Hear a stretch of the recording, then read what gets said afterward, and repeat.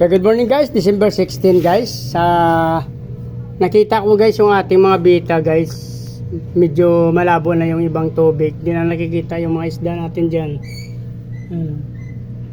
Yung iba nito guys, bala kong papalitan itong mga tubig ng iba. Tapos yung nasa maliit na mineral water bottle, lilipat natin sa 1 liter guys. Sa malalaki. Kung tingnan ko may 1.5 pa ako doon. Yung iba nito, maghanap din tayo ng pang out dito guys, since mamaya may balak ako ulit mag out doon sa kalsada guys. So mamimili na rin tayo dito ng ating isasama mamaya sa out natin. Mag ano tayo ulit sa kalsada, magbinta ulit ako dyan guys sa tabing kalsada guys, kaya maghanap tayo ng ating mga pangbinta dito at papalitan na rin yung ibang maruruming tubig. Tsaka ito pala guys, yung aking electric Blue Moscow guys. Ito solid strange pa to guys. Yung napakita ko sa unang video guys, i-preserve ko pa to guys kasi yung unang IBM ko na namatay yung parents, yung una sa IBM namatay yung lalaki, tapos sa RDSS ko namatay yung female. So ang ginawa ko doon, pinag crossbreeds ko sila. So nangyari sa mga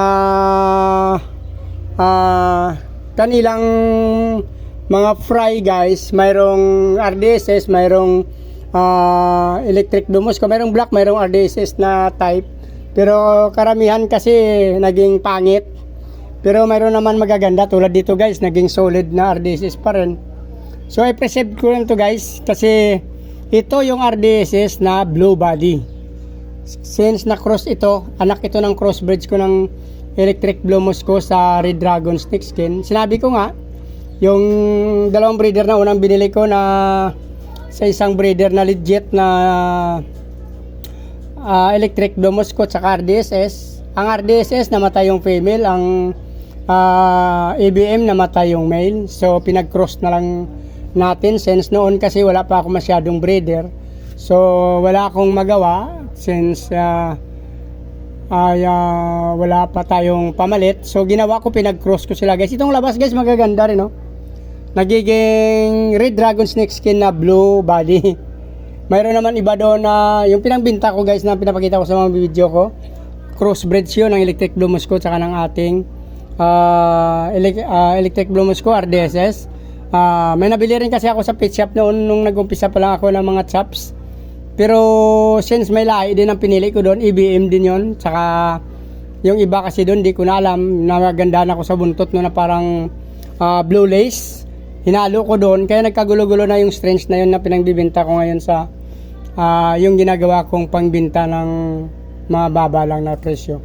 Pero ito guys, nagandaan ako nito, ipipreserve ko ito. Kasi ito yung RDSS na blue body kong nakita ngayon na sulit pa talaga yung buntot nila guys, oh. Talagang RDSS, yung katawan talaga blue ABM. So i-preserve natin to, gawin natin future breeder ito. Mayroon pa ako dito yung mga Big Mama na electric Blue Moscow din guys, yan, oh. Pinipreserve ko rin yan kasi galing sa malalaking nanay yan, yung namatay ko na Big Mama. Ito guys, solid strange pa to, so i-preserve ko talaga to, aking electric Blue Moscow. Ayan guys, oh. Yung preto dati sa binili ko na albino ko yata ang binili ko noon, okay. RDSS din pala binili ko noon guys. Yung IBM ko kasi naging pre lang to, ito. Yan. Tapos ito na, nanganak na sila guys. So ito yung IBM na 12, 16, 18 piraso pala guys. Kanina kasi 15 lang. May nakuha pa akong 3. Inacclimate ko sila dyan guys.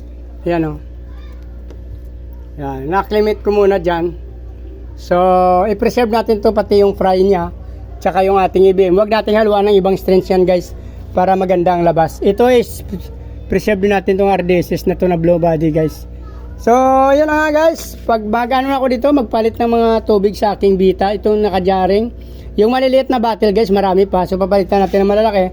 Since marami ako dito malalaki na bottle guys, na naka-reserve. So papalitan na natin, kawawa naman yung fish natin at tumalaki na. So dito na lang guys, para hindi na maba, please like, follow, subscribe. Kasi hindi pa nakasubscribe guys, pakipindot nyo na subscribe button. Sama nyo na rin notification bell guys para updated kayo sa araw-araw na ina-upload ko na video guys. Maraming salamat sa inyo sa patuloy na pagsuporta guys. sa walang sawang panonood ng aking video. Mabuhay kayo guys hanggang gusto nyo. Merry Christmas! Maraming salamat. Bye-bye!